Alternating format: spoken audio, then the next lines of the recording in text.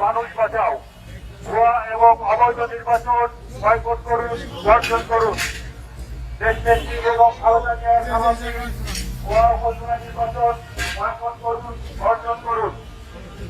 দেশনায়ক জনাব তারেক রহমানের সমাপ্তি ভুয়া এবং অবৈধ উপজেলা নির্বাচন বয়কট করুন, বর্জন করুন।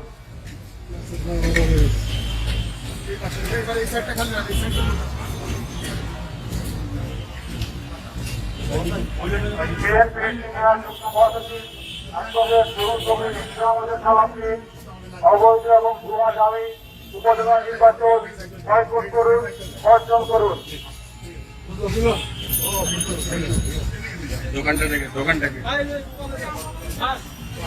ভুয়া নির্বাচন মানি না, মানব না।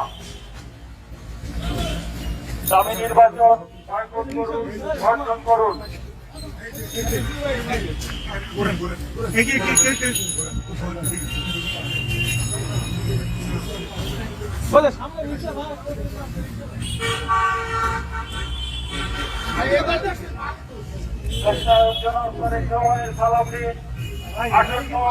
দাবি এবং ভুয়া উপজেলা নির্বাচন বয়কট করুন, বর্জন করুন।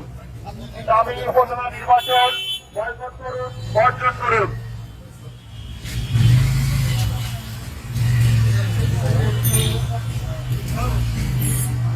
দেশনেত্রী বেগম খালেদা জিয়ার সমাপ্তি দাবি এবং ভুয়া উপজেলা নির্বাচন বয়কট করুন, বর্জন করুন।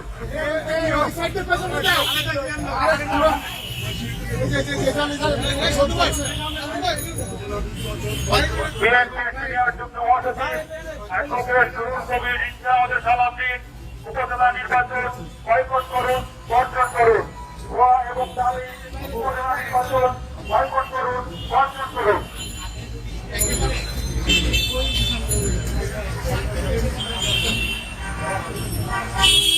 দেশ বাঁচাও, মানুষ বাঁচাও।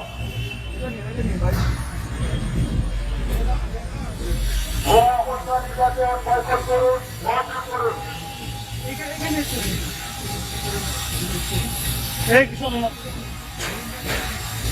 ভুয়া নির্বাচন মানি না, মানব না।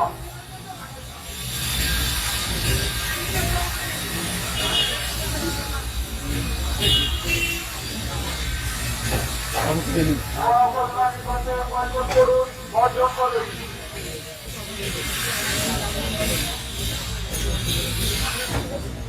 বিএনপির সিনিয়র যুগ্ম মহাসচিব অ্যাডভোকেট নুরুল কবির ইনচার্জের সমাপ্তি আসন্ন উপজেলা নির্বাচন বয়কট করুন, বর্জন করুন। ভুয়া নির্বাচন বয়কট করুন, বর্জন করুন। অবৈধ এবং দাবি নির্বাচন বয়কট করুন, বর্জন করুন।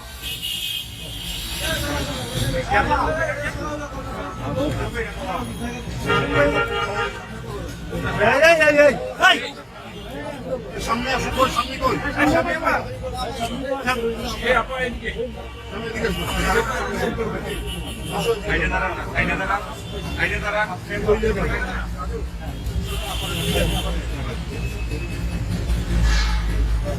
সংগ্রামী ভাই ও বোনেরা, আপনাদের সবাইকে জানাচ্ছি বাংলাদেশ জাতীয়তাবাদী দলের পক্ষ থেকে একটি আহ্বান। বন্ধুরা, আপনারা জানেন আমরা একটা কঠিন সংকটের মধ্যে দিন যাপন করছি। আমাদের কথা বলার স্বাধীনতা নাই, আমাদের চলাচলের স্বাধীনতা নাই, আমরা সভা সমাবেশ করতে পারি না। এক প্রচন্ড ভয়াবহ পরিস্থিতির মধ্যে এই দেশ নিপতিত হয়েছে। আর্থিক অবস্থা চরম সংকটাপন্ন। আমাদের ন্যাশনাল রিজার্ভ এসে দাঁড়িয়েছে মাত্র $13 বিলিয়ন। প্রয়োজনীয় খাদ্য কেনার জন্য যে খাদ্য বাংলাদেশে উৎপাদিত হয় না, আরো বেশি প্রয়োজন হয়। তার জন্য যে টাকা দরকার, সেই টাকা আমাদের নেই। এমন এক পরিস্থিতির মধ্যে দিন যাপন এখানে করতে হচ্ছে। আজকে পররাষ্ট্রমন্ত্রী কথা বলছে যে ইসরায়েলের সাথে গোপন সম্পর্ক নাকি বিএনপি, এই কথা বলছেন। ফিলিস্তিনে নিয়ে মারা যাচ্ছে। আমরা তো যুগ যুগ ধরে কথা বলেছি, ফিলিস্তিনের নির্যাতিত মানুষের পক্ষে কথা বলেছি, কিন্তু আপনাদের আজকে কি পরিস্থিতি? আজকে ইসরায়েলের প্লেন বাংলাদেশে নেমে কি দিয়ে গেছে আপনার সরকারকে, এটাও তো আজকে মানুষের সবচাইতে বড় প্রশ্ন। আপনি এই ধরনের কথা বলেন জনগণের দৃষ্টিকে ভিন্ন খাতে সরানোর জন্য। কারণ আজকে বাংলাদেশ ব্যাংকে কি হচ্ছে এইটিকে আপনি বলতে পারবেন? আপনি সবই জানেন, আপনারা সবই বোঝেন, সবই আপনাদের ভেতরের যে অনাচার, আপনাদের ভেতরে যে ষড়যন্ত্র চক্রান্ত যেটা চলছে, যে লুটপাট চলছে এটিকে আড়াল করার জন্য আপনারা বিভ্রান্তমূলক কথা জনগণের দৃষ্টিকে অন্যদিকে সরিয়ে দিতে চান।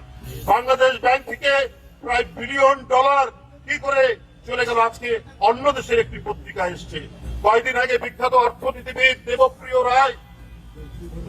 দেবপ্রিয় ভট্টাচার্য তিনি বললেন যে বড় ধরনের কোন ঘটনা বাংলাদেশ ব্যাংকে হয়তো ঘটেছে।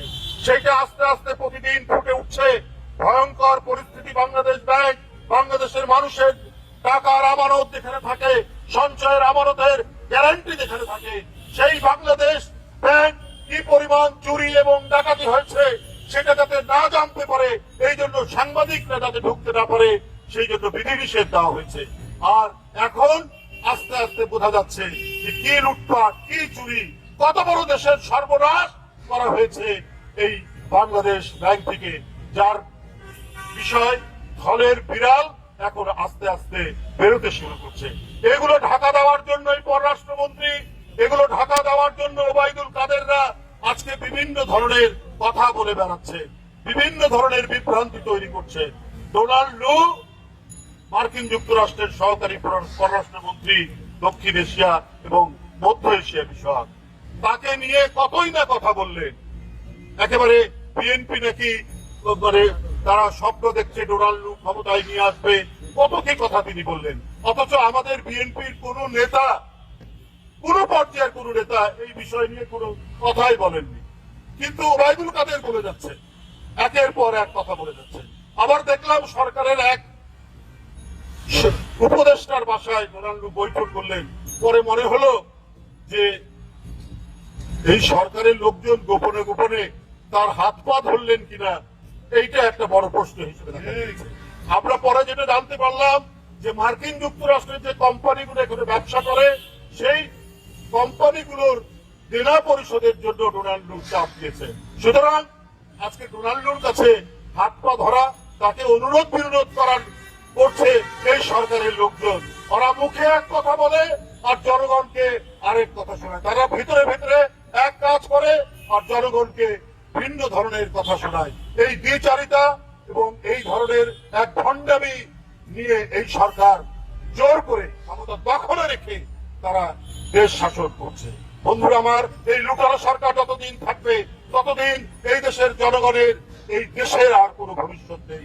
এদেরকে ক্ষমতাচ্যুত করে আমাদেরকে একটি অবাধ সুষ্ঠু নির্বাচনের মাধ্যমে, একটি নির্দলীয় নিরপেক্ষ সরকারের মাধ্যমে জনগণ যাকে ভোট দেয় সেই ক্ষমতা পরিচালনা করলে দেশে হয়তো স্বস্তি আসবে, দেশের নিরাপত্তা নিশ্চিত হবে। তাই বন্ধুরা আমার, যে উপজেলা নির্বাচন চলছে 21 তারিখ, দ্বিতীয় দফা উপজেলা নির্বাচন, এই নির্বাচন তো হচ্ছে আওয়ামী লীগের নির্বাচন। এই নির্বাচন হচ্ছে মামুদের আর খালুদের, আওয়ামী লীগের নেতাদের, তাদের মামুদের খালুদের নির্বাচন, তাদের স্ত্রী, তাদের শ্যালক, তাদের নির্বাচন। এই নির্বাচন জনগণ ভোট দিতে যাবে না। পয়লা যে দফা গেল সেই দফাতেও কেউ যায়নি, এবারেও কেউ যাবে না 21শে মেতে। বন্ধুরা আমার, এই প্রস্তুতি আজকে জনগণ নিয়েছে।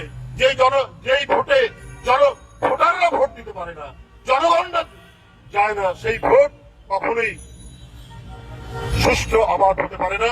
জনগণ সেই ভোট করবে না, বর্জন করছে এই গ্রামে নির্বাচন এই দেশের ভোটাররা। বন্ধুরা, আমি বাংলাদেশ জাতীয়তাবাদী দলের পক্ষ থেকে আপনাদেরকে আবারও জানাচ্ছি, আপনাদের অধিকার, আপনাদের ভোটাধিকার কেড়ে নিয়েছে সরকার, আপনাদের সকল অধিকার কেড়ে নিয়েছে যে সরকার, তার পাঠানো তার গ্রামে নির্বাচন এদেশের জনগণ করবে না। সেই 21 তারিখে দ্বিতীয় দফার যে ভোট, সেই ভোটে জনগণ গিয়ে ভোট দেবে না, তারা সম্পূর্ণভাবে এই ভোট বর্জন করবে। খোদা হাফেজ, আপনাদের সকলকে ধন্যবাদ।